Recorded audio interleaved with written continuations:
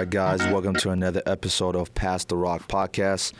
Before I get today's episode started, I want to give a big shout out to KTXT radio station, in which I'm recording right now. You know, as y'all can see, it's a lot more different than just recording in my room and stuff like that. This is a very good environment to record. Definitely like this, something new, never done before, but this is progress, and I like progress. But today, before we get our topic started, I definitely want to encourage everybody to like, subscribe, and comment. Let me know anything that y'all want me to talk about, any debate topics, any simple thing, no matter what it is, as long as it involves sports. Just let me know what y'all want me to talk about, and I got y'all immediately. With that being said, we're going to go straight into today's topic. We are going to be talking about the biggest upsets, plural, in the NCAA March Madness tournament of 2021. Now, we've seen so much happen over the past couple of days as the tournament started off this weekend. We saw teams that shouldn't have lost lose. We saw players do crazy things. Yesterday, we saw Kansas get blown out by USC. It was about like 30 points. They blew them out by 30 points. That alone is very sickening. I don't know what's going on this year, but it's just like we missed out on March Madness last year. And it's like we got blessed with probably the best. Personally, I haven't seen so many upsets just going into the tournament. Like, we are just now getting into the Sweet 16, and we have seen at least 3 to 4 upsets of really good teams. And I'm going to get into this topic because just watching it all weekend, I was just like, I didn't know if I was watching a movie or something like that, but this is literally not what I've seen over the past few years. Kind of reminds me when Duke actually got exited in the first round a few years ago. That was actually crazy. I believe that was like 2014, 2013, I believe. That was one of the craziest things I ever saw. But this year actually tops it. So first of all, I'm going to be addressing the upset, Oral Roberts versus Ohio State University. Now, this upset actually shocked the whole nation.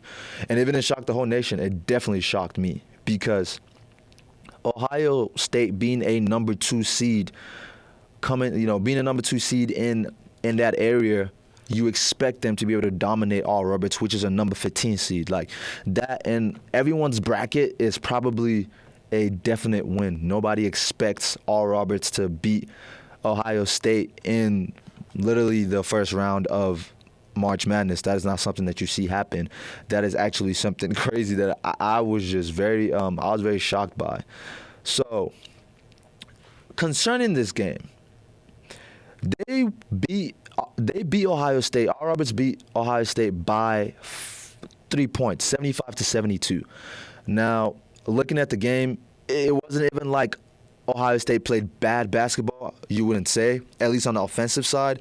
But kind of like on the defensive side, you would say they did, because they allowed Oral Roberts to score 75 points against them.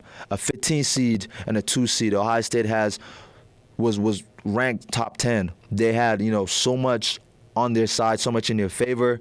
There's so much they could have done to beat this team. There's no reason why they scored 75 points, why they allowed 75 points to be scored against them in the first place.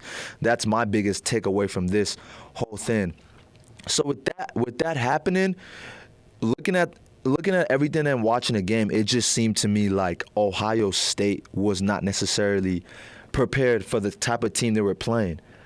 It looked like Ohio State they expected to win, as we all did. They expected to win this game. We expected them to win the game, but it just looked like nothing was going right for them. So with about 15 seconds in the regulation, it was a tie game. It was literally a tie game. It looked like Ohio State was could have taken it away from that point, but unfortunately it went to overtime. There's no reason why the game should have gone to overtime in the first place, but it did, which led Ohio State to fall. That was an eye-opener alone. After we saw that, we should have known what was coming. We should have known that this year's March Madness was not going to be a typical March Madness. It was going to be something crazy. But, it was the first big upset. We weren't too fond of it. I was like, okay, we're just seeing one upset. There's always going to be an upset here and there. Ohio State probably wasn't that good for some people who thought that. Now I'm going to speak about this same school, Oral Roberts, which actually went to the next round, the round of 32, and they ended up defeating number 7 Florida. So now I don't think this is a myth. I don't think this is something to not be alarmed about. If you are playing Oral Roberts, you need to be very concerned about what you have coming your way, because I kid you not, this is a team that knows exactly what they're doing. They know the game of basketball very much well, and they're showing us. It would not be smart for any team to kind of underestimate them, undermine them. They would pay dearly. They would pay very much dearly if they don't wake up.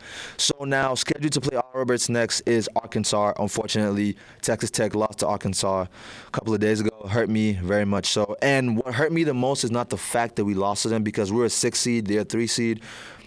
It wasn't out of the ordinary. What really, really upset me about the loss was the fact that we could have actually won that game. We should have won that game. But in the last few seconds, we missed 2 layups, and then we were missing free throws as well. It cost us the game. We lost the game by 2. We had, I believe it was a 12-3 run or so within the last few minutes of that game, because going to the second half, they had about a 10-point lead on us. It looked like they were about to just blow us out the water, but after a while, we just kept scoring and scoring and scoring, and that's what hurts me the most. I'd rather just see a blowout sometimes than to just have hope built up and then just watching my team lose.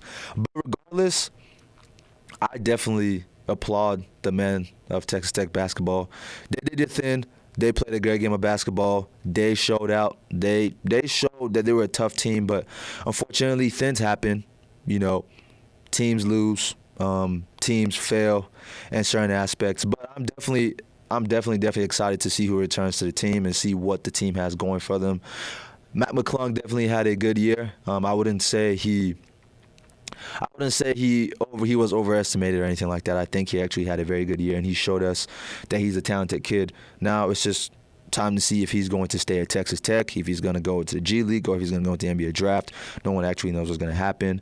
So I'm excited to see that. But back to this point about Oral Roberts versus Arkansas. Arkansas is a very good basketball team. They know how to play. As you can see, they know how to play basketball. This year, they were ranked top 10 as well. So they're a very good team. Now, I'm concerned for them very, very, because yes, they're a 3rd seed, but we saw Roberts beat a 2nd seed. So no one's safe. No one's literally safe. They can very much beat Arkansas. I don't think that's going to happen, personally. But if it does happen, then I'm not going to lie to you. If it does happen, if they beat Arkansas, I could almost believe that they're probably going to the Final Four. Because at this point, it's more like they had a little movie going on. They were like, you know what, we're going to give them reasons to doubt us. We're going to give them reasons to think that we're a number 15 seed. We're going to give them reasons to think we're not a very good team. And they came out here to show us that they're a very good team, because they're doing it right now. But I will not just jump on that bandwagon just yet. If I do, y'all will definitely see it. I am not just on the bandwagon just yet, but I definitely think that they're a team to fear, not because of their raw talent, but because of the chemistry they have as a team, because I do believe that is what is getting them to the point that they are currently. Now, another upset that I wasn't really shocked by this, because watching Tennessee play all year, they always kind of dig themselves in the hole that they couldn't come out from. And it kind of cost them. It really cost them, because you don't play basketball like that, especially when it comes to March Madness. When you get there, you need to play the game of basketball the way it's supposed to be played. You need to play hard. You need to play hard from the jump, from the beginning to the end. You need to play hard basketball. But Tennessee, watching them all year, I wasn't really fond of the way they played. They're a good team, don't get me wrong. Obviously, they were worthy of making a tournament. I just didn't think that they played like they wanted to win during that game, which led to Oregon State taking it from them, won the game 70-56. I mean, that's not a 2-game win. That's not a buzzer beater to win. That's a pretty steep price they paid right there. 14-point win. That was definitely something that I was not surprised about. I mean, I saw them as a team that could get upset, but I just didn't think they were gonna get upset like that. Maybe not in the first round, but they did. And going to the next one was seeing North Texas beat Purdue. That I would not even lie to you. I didn't guess that. I did not see that coming. I will not even try to be like, oh, I saw them go. No, I've never necessarily like North Texas. Obviously, if you're playing D1 basketball, you're a talented player. All D1 basketball teams are good in their own way. But looking at North Texas, I never necessarily have seen them as a basketball school. If you check out their football team, they're pretty good. They have pretty good season. Actually, this past season, they did really well. But concerning basketball, I never really saw them as a tournament team. They came in and showed that they were a tournament team. Ignore the fact that they got blown out by Villanova. That's a whole different story. But it's the fact that they showed us that they were worth beating in the tournament, and it's kind of been the story of this dance all through the season, all through this whole tournament. This past few days, teams have shown us that they have what it takes to make it to the tournament, that they have what it takes to be here. And I'm kind of like excited to see what this teams do next season, how this momentum transfers into the next season, because some teams is like a one-hit wonder. Some teams keep going. Example, hate to bring it back, but Texas Tech, we were a very bad basketball team. Coach Beard has actually turned this program around and has showed why he deserves to be the head coach here. He has showed us over and over again, because ever since he's been here, his first year, we didn't make the tournament. But after that, we have made the tournament every year so far, and we've made it past the first round every time. This was the least that we made it past this year, because his second year coaching here, we didn't make it to the Elite Eight. And then, obviously, the last tournament, which was in 2019, we made it all the way to the finals, which I do not want to talk about. But we're going to keep moving. UCLA BYU was another crazy upset, but it was not as crazy as Abilene Christian defeating Texas. First of all, I would like to say respectfully to everyone watching, horns down, or however y'all do it, horns down. That's number one. Number two, I don't understand why Texas lost to this team. Texas is very talented. There's no reason, there's no excuse why you lose to Abilene Christian. No one has heard anything about Abilene Christian University when it comes to basketball till now. I might be exaggerating, but still, no one has heard anything about Abilene Christian when it comes to basketball till now. What is going on? They're actually our neighbors down here. They're 2.5 hours out from Lubbock. I might even say hi to them on the way out sometime. Give them a big congratulations. And what you tend to see in this, because Oral Roberts, they have showed that they're probably a really good team, because they've beat two teams that are ranked higher than them. But with these other two upsets I've talked about, I mean, you saw North Texas beat, like I said earlier, North Texas beat Purdue, but they didn't make it past. They got blown out. Same to Abilene Christian, they got blown out again. But it's like, you should be concerned about Oral Roberts because they're a good team. They're actually showing they're a good team. But with Abilene Christian, it's like a team whooped. Like, you beat Texas. Like, how did Texas even let that happen? And my biggest takeaway from this, to the reason why I'm on Texas the most out of everyone who got upset, because everyone else who got upset kind of had, they scored enough points. With Texas, they scored 52 points. If you score 52 points, I don't understand why that's happening. Why are you losing the game? Why even playing the game? It explains why you lost the game, because if you are a high-ranked team and you score only 52 points and then lose to a 11th ranked team or 14 seed team, that is really bad. And that shows that, I guess Texas was just a whole show they were trying to give us during the regular season, because obviously they couldn't make it past this. And that actually was the biggest one out of all of them, because they scored 52 points. Abilene Christian scored 53 points, so they lost by 1 point. it shows that Abilene Christian was not necessarily a good team. Texas just didn't want to win that bad. Like, they didn't. Obviously, they wanted to win, but their actions didn't show it. And to me, that is like the biggest takeaway from March Madness. If you're a fan, if you're a basketball player, if you're a coach, if you're someone betting, please pay attention to these guys. Pay attention to the people, the underrated, the underdogs, the ones who are not being looked at because they have nothing to lose. They don't even have to be there. They are just proving everybody wrong. And if you don't think it's time to wake up and actually put on a very tight seatbelt against all these guys, you're going to pay. You're going to pay. Now, finally, on this, I'm going to talk about my favorite upset, not because it was the biggest upset, but it was my favorite upset for two different reasons. My number one reason why it was my favorite upset is because my Texas Tech Red Raiders played against Virginia in 2019 in the national championship. I believe it was April 7th. And we lost to them in overtime. Hurts me to this day. That was actually a great weekend for me. That was a great time for me. I really wish that we beat them because, dude, it would have been a great time. But unfortunately, we lost to them. So this year, they lost to 13 seed Ohio University. This is a school that came out of nowhere that just came in and proved everybody wrong. Like, it was something crazy. Like, they were just scoring. And the funny thing is they have a player on that team that literally was not recruited out of high school.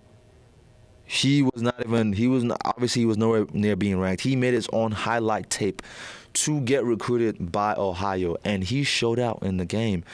So my thing is, once again, Virginia scored 58 points. That's terrible. That's actually really bad. It's things like this that actually make me want to question what is going on with top seed teams. So to close this podcast out, it's kind of, for me, I want everybody to just look at it in this way. You cannot underestimate any team. This shouldn't be preached every time. Like, this should be something that should be already known. You should not have to underestimate all these low-ranked teams. Yes, because they're low-ranked. Yes, because they were not top AP poll, top 25 during the season, does not mean that they're not talented. They're just waiting for a time to shine. You have to understand there's also people on the teams who are trying to go to the NBA draft, and they're trying to make a name for themselves. Oral Roberts did the same thing. Ohio did the same thing. North Texas did all this thing. Like, we have seen all these low-ranked teams do it over and over again. Wake up, top-ranked teams. You are in trouble. You are literally in trouble. And if y'all don't wake up sometime sooner than later, you will find yourself in a slump. And I'm really excited to see the Elite Eight. It's gonna take off this coming weekend, I believe, on Saturday. Very, very much excited. Really, really apologize for everybody whose bracket is ruined, which is pretty much everybody. No, it's not pretty much. It's everybody in the United States. There's 0 perfect brackets in the nation right now. So everyone's brackets is done.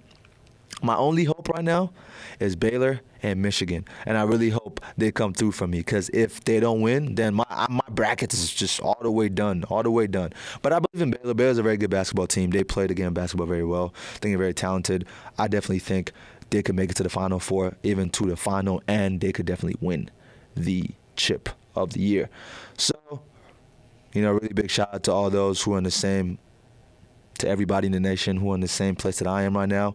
Our bracket is done, but what we can do right now is to be optimistic and just hope that the teams that we picked win.